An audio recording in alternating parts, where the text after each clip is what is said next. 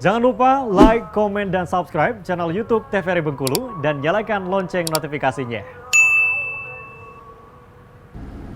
Assalamualaikum warahmatullahi wabarakatuh. Halo pemirsa, selamat pagi. Bagaimana kabarnya? Semoga dalam keadaan sehat dan tetap semangat dalam menjalankan harinya.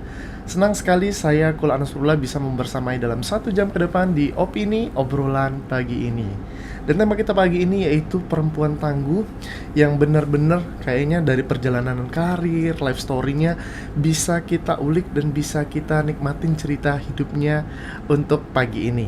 Tema kita yaitu perempuan tangguh dengan narasumber kita yang sudah hadir. Kita sapa dulu yaitu Haja Prapti Kanti Rahayu. Halo Mbak Kanti. Halo. Sehat Mbak Kanti?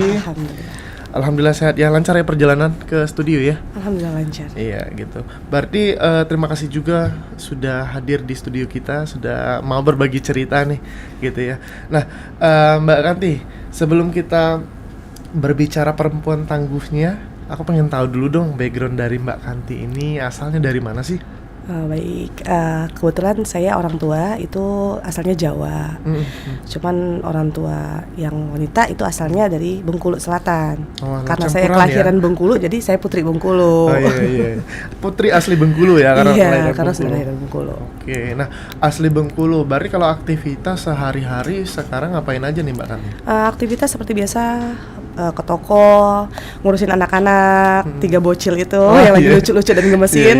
Terus juga ya olahraga, sama pengajian sama teman-teman. Ya kayak kegiatan yang bisa membawa kegiatan positif lah di usia sekarang gitu kan. Soalnya udah tua banget ya. Kayaknya belum deh Mbak ya. Oh belum. Cuma ya? beda 2 tahun lah kita ya gitu ya. Kayak gitu. Oke. Nah kalau aktivitas ke toko dan mungkin fokus di womanpreneur-nya ya, di usaha yang atau bisnis yang dijalankan sekarang. Tapi pengen tahu dari awal ceritanya dong gitu kan, pertama kali emang benar-benar terjun ke bisnis atau ada nih perpindahan atau kerja dulu sama orang atau dari sekolah atau kayak gimana nih ceritanya? Kalau bisnis mah itu kita udah coba belajar jualan sih intinya. Belajar jualan? Belajar jualan tuh udah dari sekolah dari SD pun aku udah jualan. Nggak ada malu-malunya gitu kan. Jualan kue setiap bulan Ramadan, pokoknya udah standby aja di simpang rumah jualan, nggak pakai malu. Udah ada berani lah intinya ya. Dari zaman SD itu udah jualan sampai lah SMA. Cuman karena dulu nggak ada modal, jadi kalau istilah zaman sekarang itu just tip ya. Just tip. Jadi orang DP dulu nanti tak beliin gitu. Pokoknya karena orang tua sudah punya pesan, kalau mau apapun kalian silakan berusaha sendiri, karena kita bukan kategori orang yang terlalu menengah ke atas lah ya. Iya, jadi karena kita banyak adik kakaknya, banyak pengeluarannya, jadi otomatis kalau kamu mau buat sesuatu yang tidak terlalu penting untuk kehidupan kamu silakan beli sendiri gitu. Jadi berusahalah mencari sesuatu itu dari SMP, SMA, akhirnya apapun yang diminta waktu itu yang dipengenkan, kayak HP lah zaman dulu kan yang paling dominan anak-anak paling ke handphone, gadget, pokoknya paling update lah gitu ya. Akhirnya tertanam lah jiwa dagang itu, jiwa pembisnis itu dari masih sekolah. Dari masih gitu. sekolah. Akhirnya kerjalah di salah satu perusahaan swasta. Setelah sekolah nih ya? Setelah sekolah. Itu tahun berapa tamatnya? Tahun 2014 saya tamat sekolah kan. Terus kerjalah di salah satu perusahaan swasta selama 2 tahun. Habis itu merit. Itu di Bengkulu juga? Di Bengkulu juga, tetap di Bengkulu. Soalnya anak bungsu, nggak boleh merantau, harus standby di sini. Kesayangan mama papa nih bukan ya? kesayangan sih, lebih tepatnya karena terlalu aktif jadi harus tetap di Bengkulu aja. Gitu. Akhirnya kerjalah di salah satu perusahaan swasta, udah kerja selama 2 tahun juga di sana. Akhirnya resign lah karena kita mau menikah. Dan suami pengennya karena langsung dapat rezeki, langsung fokus aja sama anak dulu katanya gitu kan. Terus anak udah lahir, ya udahlah pengennya usaha gitu loh, kok di rumah aja, nggak enak loh kita sama suami. Bukannya kita berarti nggak mau minta terus, tapi ketika minta sama suami ditanya untuk apa, itu kayak beban ke saya. Untuk apa? Jelas saya minta ada keperluan. Jadi daripada saya meminta terus, lebih baik berikanlah saya bisnis yang bisa saya olah gitu loh. Yang awalnya dimodali suami hanya 5 juta, alhamdulillah berkembanglah sampai sekarang gitu. Itu emang pertama kali mintanya 5 juta apa dikasih minta abang saat itu? Minta. Ayang modalin dong, berapa? 5 juta aja cukup. Karena masih sistem just tip awalnya. Akhirnya berkembanglah dari just tip itu di keeping lah duitnya ya, disimpan duitnya.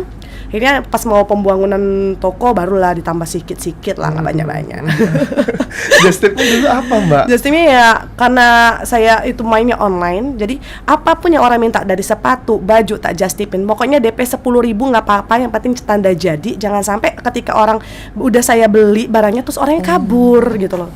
Nggak apa-apa, DP 10.000 pun saya terima gitu, asalkan itu tetap diambil gitu. Apa yang lo butuhkan pokoknya gua adain. Bukan gua adain pokoknya ya. Emang dari berarti sempat kerja juga kan gitu kan, ngerasain mungkin dunia kerja seperti apa, kerja sama orang seperti apa gitu. Akhirnya fokus ke anak dan memilih untuk melanjutkan nih cerita awal lagi mungkin di zaman sekolah ya. Jadi gitu. Ngurusin suami dapat, ngurusin anak dapat, cuan pun dapat gitu kan. Ini memang perempuan tangguh ya kayak gitu ya. Jadi dapat semua dapat semua. Tapi ingat ketika kita sudah memilih bisnis, ketika kita bersama suami jangan pernah ada kata-kata mengeluh di sana. Ketika suami tidak pernah memberatkan kita untuk berusaha. Ketika kamu ngeluh, dia merasa ngapain kamu kerja? Siapa yang nyuruh kamu kerja? Pasti otomatis pertanyaan seperti itu. Jadi nanti daripada terjadi konflik antara suami dan istri, lebih secapek apapun kita di situasi itu, selalu aja kayak nggak ada masalah. Gimana kerja hari ini? Oh happy gitu kan? Walaupun mungkin mumet banget. Gitu, apalagi bongkar barang yang nggak mungkin langsung karyawan yang langsung banyak. Otomatis saya harus terjun sendiri dari bongkar karung, nge-review, ngedisplay, jaga toko, jaga anak, itu semuanya all in one ada di dalam diri saya gitu kan. Sebelum punya karyawan gitu. Dan memang untuk menjadi entrepreneur harus punya mental dan harus punya mental baja emang ya. Ternyata untunglah orang tua ini basicnya juga wira swasta. Jadi paling tidak sedikit banyak saya diajarkan dengan orang tua di sana. Ketika udah mulai capek, bukan sharingnya bukan ke suami. Karena suami tidak mau dengar keluh kesahku. Jadi sharingnya ke papa balik lagi. Capek banget, Pak. Kok nggak laku? Nah, konsisten. Papa selalu nanamkan sistem konsisten. Ketika kamu sudah mengambil keputusan untuk menjual ini, kamu harus konsisten. Oke, sekarang memang lagi sepi, tapi suatu saat orang bakal tanya lagi dagangan kamu. Kalau kamu udah mundur, otomatis pas ketika orang mencari itu kamu sudah nggak ada lagi gitu loh. Pokoknya apapun yang kamu lakukan harus konsisten. Istilahnya kalau sekarang istiqomah lah ya. Iya benar. Berarti kalau bisnis orang tua atau misalnya usaha orang tua ini sama kayak enggak, berbeda. Berbeda. Dia kepercetakan ya. Percetakan. Kalau saya kan lebih ke fashion, advertising gitu ya. Orang tua ya gitu. Nah, kalau Mbak Kanti itu saya sih apa yang bisa menghasilkan cuan saya jual lah di toko lah. Itu juga yang menjadi malam tadi kan riset kan kayaknya Mbak Kanti ini banyak banget deh gitunya ininya gitu. Tapi awalnya banget itu apa? Awalnya karena aku punya baby dan suka ngedandanin si baby aku perempuan. Kebetulan yang pertama anak aku itu cewek, jadi otomatis langsung saya dandanin lah. Jiwa mamanya keluar style gitu. Apalagi anak pertama kan, cewek pula kan, ya udahlah tak dandanin sampai orang nanya ini di mana ya, fashionnya beli di mana gitu. Akhirnya ngapain nggak gue adain gitu loh di toko gitu kan. Udah tak jualan lah baju-baju anak dulu, kita jual lah dikit-dikit. Dari berawal cuman hitungan 8 kotak-kotak keramik, cuman 2 pajangan. Alhamdulillah bergeser lah, ambil lahan mama. Itu yang toko yang saya tempatin itu adalah rumah orang tua. Awalnya, akhirnya sudah saya klaim dengan rumah saya sendiri. Saya buatkan rumah baru untuk papaku gitu. Hasil dari usaha itu, tidak ada campur tangan suami. Alhamdulillah, memang jadi terbukti lah kekonsistenan itu ketika kita sudah bisa mendapat apa yang kita mau. Terbukti semuanya. Jadi awalnya cuma 6-8 kotak keramik, akhirnya menjadi semuanya punya ya. Gitu. Mungkin berkah rezeki anak pertama juga ya, Mbak? Enggak, belum terlalu maju anak pertama. Belum. Yang up-nya banget itu pas ketika kembar lahir, mulailah semuanya. Itu tahun berapa berarti? Tahun 2018. Yang pertama berarti? 2016. Berarti 2016 itu ketika baby pertama keluar. Baby pertama langsung hamil lagi, cuma beda 2 tahun. Masya Allah, tambah. Iya, bener ya, gitu. Jedanya nggak terlalu ini. Dan tapi itu saat baby, maksudnya saat baby kan masih bayi tuh Mbak. Gimana tuh Mbak, cara Mbak sendiri maksudnya tuh untuk ngebagi kan tuh udah mulai merintis kan, artinya kan ya gitu. Kan ada mama, alhamdulillah orang tua masih komplit, masih sehat, jadi dibantu lah di sana. Kebetulan juga ada kakak juga yang standby di sana, ada bibi juga yang bantu. Terima kasih oma opa Masya gitu ya. Allah. Kalau tanpa kalian mungkin saya apa Iya, gitu iya, jadinya bener, gitu loh. Nggak bisa bagi waktu intinya kalau nggak ada mereka, bantuan mereka gitu kan. Jadi di sana pas cuman jualan fashion baju anak, akhirnya kok nggak jalan, kurang jalan, apa yang kurang dari toko saya gitu loh. Kadang satu hari nggak pecah telur gitu kan, nggak laku satu pun. Bukannya langsung enak jualan yang langsung dapat pelaris, itu bukan. Jadi ketika nggak dapat omset sama sekali, langsung bingung sama orang tua, mah kayak mana ini, apa yang harus aku lakuin gitu loh.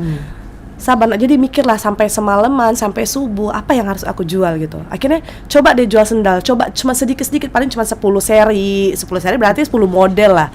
Laku gitu loh. Oh akhirnya berani lah ngambil partner besar, berkoli-koli, satu model, satu koli. Akhirnya besar lah itu sendal, jadi rame, jadi fashion anak dan sendal. Sendal udah mulai redup, ambil lagi ke fashion dewasa. Pokoknya jangan yang posisi pertama tetap di standby kan. Masih ada baju anak, masih ada sendal, masih ada fashion dewasa nambah. Oke, baik, ditahan dulu mungkin ceritanya Mbak. Pasti banyak sekali lika-liku perjalanan juga yang mungkin bisa diceritain kepada para pemirsa aja. Tapi ditahan dulu, nanti kita akan ngobrol lagi di segmen berikutnya. Untuk para pemirsa jangan kemana-mana, tetap di Opini Obrolan Pagi ini.